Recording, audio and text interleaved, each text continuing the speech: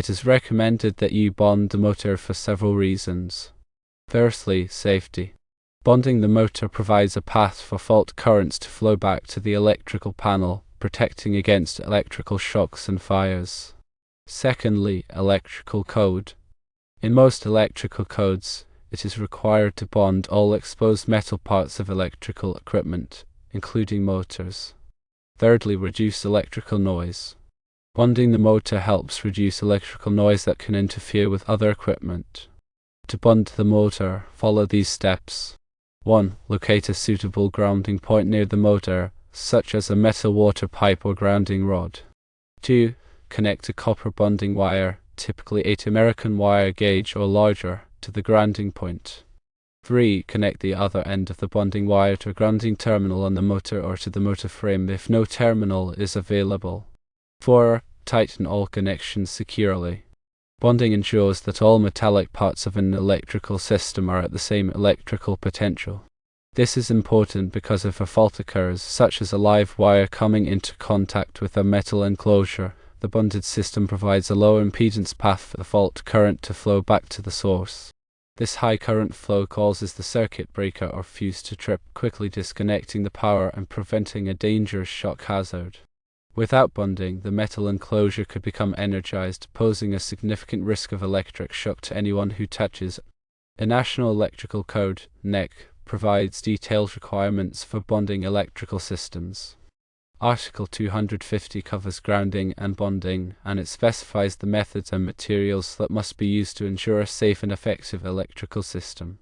The size of the bonding wire is determined by the size of the circuit conductors, as specified in NEC Table 250.102 Car 1. For example, if the circuit conductors are 4 American wire gauge copper, the minimum size of the bonding jumper is 8 American wire gauge copper. Proper termination of bonding conductors is also critical. Connections must be made using approved methods and connectors, and they must be tightened securely to ensure a low resistance connection. The NEC requires the use of listed connectors and bonding clamps that are suitable for the specific application. Common grounding points include metal water pipes, grounding electrodes, and the building's structural steel. Metal water pipes must have continuous metallic contact with the earth for at least 10 feet, and they must be supplemented by an additional grounding electrode if they are used as the primary grounding electrode. Grounding electrodes can be ground rods, ground plates, or concrete-encased electrodes. Ground rods must be at least 8 feet long and driven into the earth until at least 8 feet of contact with the soil is achieved. Ground plates must have a surface area of at least 2 square feet and be buried below the permanent moisture level. Concrete-encased electrodes must be at least 20 feet long and encased in at least 2 inches of concrete. Electrical noise can be a significant problem in sensitive electronic equipment. Bonding helps to reduce electrical noise by providing a low impedance path for noise currents to flow back to the source. This prevents the noise currents from circulating through the equipment and causing interference. Proper bonding also helps to reduce electromagnetic interference, EMI, which can be radiated from electrical equipment and interfere with other electronic devices. The NEC requires that all metal parts of electrical equipment that are likely to become energized be bonded together. This includes motor frames, metal enclosures, and metal conduit. The bonding conductors must be sized according to the size of the circuit conductors, and they must be connected using approved methods and connectors. In addition to bonding, grounding is also an important part of electrical safety. Grounding provides a path for fault currents to flow back to the source, but it also helps to stabilize the voltage of the electrical system. The grounding electrode is connected to the neutral conductor at the service entrance, which provides a reference point for the voltage of the system. This helps to prevent voltage fluctuations and transients, which can damage sensitive electronic equipment. The NEC requires that all electrical systems be grounded, and it specifies the methods and materials that must be used to ensure a safe and effective grounding system. The size of the grounding electrode conductor is determined by the size of the service entrance conductors, as specified in NEC Table 250.66. For example, if the service entrance conductors are 2 American wire gauge copper, The minimum size of the grounding electrode conductor is 6 American wire gauge copper. Bonding and grounding are essential for electrical safety. They protect against electric shock, prevent fires, and reduce electrical noise. The NEC provides detailed requirements for bonding and grounding electrical systems, and it is important to follow these requirements to ensure a safe and effective electrical system. If you are unsure about bonding or grounding your electrical system, consult with a qualified electrician. The NEC, or National Electrical Code, is a set of standards that define the requirements for safe electrical installations. It's updated every 3 years to reflect the latest advancements in technology and safety practices. Understanding the NEC is crucial for anyone working with electrical systems, from electricians to homeowners doing DIY projects. One of the core principles of the NEC is to ensure that electrical systems are installed in a way that minimizes the risk of fire and electric shock. This involves proper wiring methods, overcurrent protection, grounding, and bonding. Overcurrent protection devices, such as circuit breakers and fuses, are designed to interrupt the flow of electricity in the event of a short circuit or overload. This prevents the wires from overheating and potentially causing a fire. Grounding and bonding are critical for creating a safe path for fault current to flow back to the source. This ensures that in the event of a fault, the overcurrent protection device will trip quickly, disconnecting the power and preventing a dangerous shock hazard. The NEC covers a wide range of topics, including wiring methods, overcurrent protection, grounding and bonding, equipment installation, and special occupancies. Wiring methods refer to the types of conductors and raceways that are permitted for use in different applications. The NEC specifies the allowable ampacity of conductors, which is the maximum amount of current that a conductor can safely carry. It also specifies the requirements for installing conductors in raceways, such as conduit and cable trays.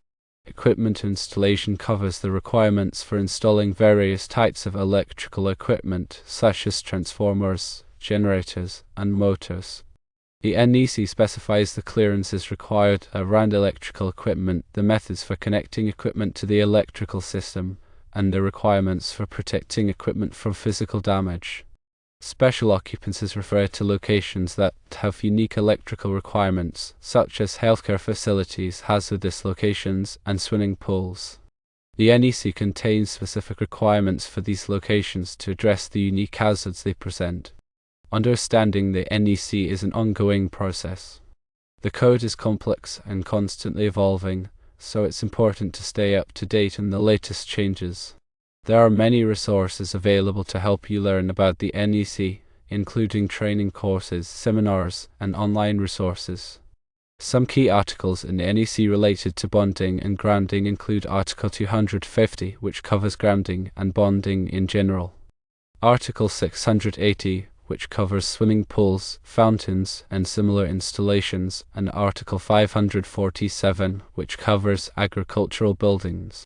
The NEC also provides tables that specify the minimum size of grounding and bonding conductors based on the size of the circuit conductors. These tables are essential for ensuring that the grounding and bonding system is adequate to handle fault currents. In addition to following the NEC, it's also important to follow manufacturer's instructions when installing electrical equipment. The manufacturer's instructions may contain specific requirements for bonding and grounding that are not covered in the NEC. The purpose of bonding is to create a low impedance path for fault current to flow back to the source, allowing the overcurrent protection device to trip quickly. Bonding is typically achieved by connecting all metal parts of the electrical system together using conductors, such as bonding jumpers and equipment grounding conductors. The size of the bonding conductors must be adequate to handle the available fault current. The NEC provides tables that specify the minimum size of bonding conductors based on the size of the circuit conductors. Bonding is particularly important in areas where there is a high risk of electric shock, such as swimming pools, bathrooms, and kitchens. The NEC contains specific requirements for bonding in these areas to ensure that the risk of electric shock is minimized. Grounding refers to connecting the electrical system to the earth. Grounding serves several purposes, including stabilizing the voltage of the electrical system, providing a path for lightning to discharge to earth, and providing a low impedance path for fault current to flow back to the source. Grounding is typically achieved by connecting the neutral conductor to a grounding electrode, such as a ground rod or a metal water pipe. The NEC specifies the requirements for grounding electrodes, including the type, size, and installation requirements. Grounding is particularly important in areas where there is a high risk of lightning strikes, such as areas with tall buildings or open fields. The NEC contains specific requirements for grounding in these areas to protect against lightning damage. Some common mistakes to avoid when bonding and grounding include using undersized bonding conductors. The bonding conductors must be sized according to the size of the circuit conductors, as specified in the NEC. Using incorrect grounding electrodes. The grounding electrodes must be of the correct type and size, as specified in the NEC. Failing to properly tighten connections. All connections must be tightened securely to ensure a low resistance connection. Neglecting to bond metal water pipes. Metal water pipes must be bonded to the electrical system to prevent them from becoming energized in the event of a fault. Overlooking the bonding of swimming pool equipment.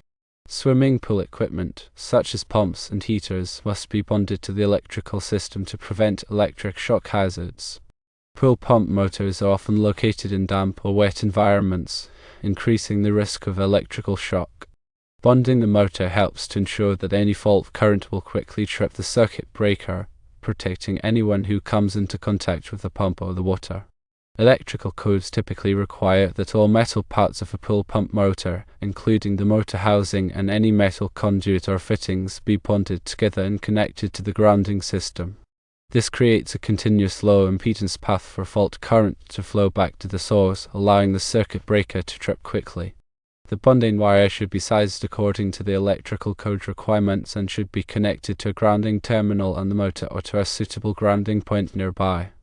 It's important to use corrosion-resistant connectors and to ensure that all connections are tight and secure. In addition to bonding the motor, it's also important to ensure that the pool water is properly bonded. This can be done by installing a bonding grid in the pool and connecting it to the grounding system. The bonding grid helps to equalize the electrical potential in the pool water, reducing the risk of electric shock. If you are unsure about how to properly bond a pool pump motor or pool water, consult with a qualified electrician. Bonding and grounding are essential for electrical safety and should always be performed by a qualified professional. Always disconnect power to the circuit before working on any electrical equipment. Use appropriate personal protective equipment, such as rubber gloves and safety glasses. Follow all applicable electrical codes and safety standards. If you are not comfortable working with electricity, consult with a qualified electrician. When choosing a bonding wire, it's important to select a wire that is suitable for the environment in which it will be used. For example, in wet or corrosive environments, it's important to use a wire that is resistant to corrosion. Copper wire is a common choice for bonding applications because it is a good conductor of electricity and is relatively resistant to corrosion.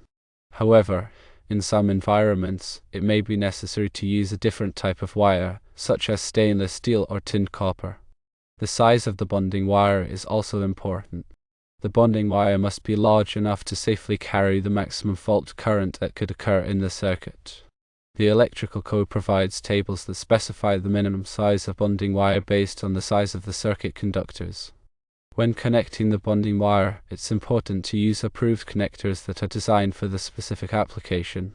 The connector should be properly installed and tightened to ensure a good electrical connection.